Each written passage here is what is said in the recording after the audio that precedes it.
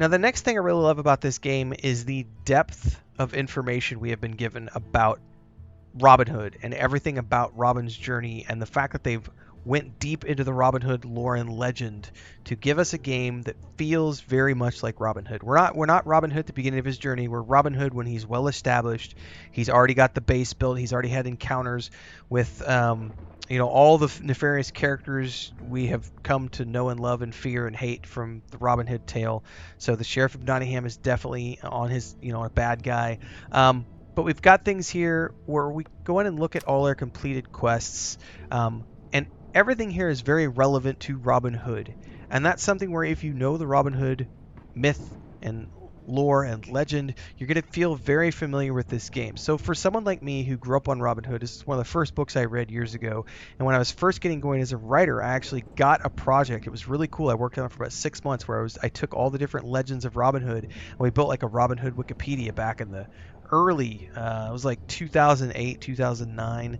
I was building a website in the UK for a client. It was a lot of fun to work on. So this game appealed to me because I love Robin Hood. And if you go in here to like the letters and things you'll find around and the history of things that that you can find, and everything has well written tutorials and information about it.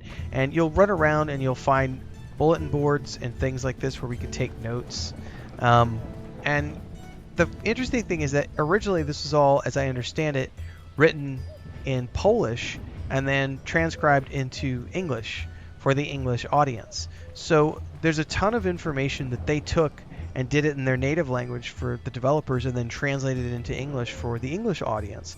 And I appreciate the amount of writing that has been done and the attention to detail in terms of bringing things to life with Robin Hood at his, core story being there and already established as a character. Way too many games would have, had you started out as like the beginning of Robin Hood's journey and you're going to forge your own destiny. And this comes in and says, no, we're working with established Robin Hood lore. He's already established in the forest. He's already done these things. He's already fighting against the king and the sheriff. You've got these 4 regions. You got to take over them. And that gets us into the next part.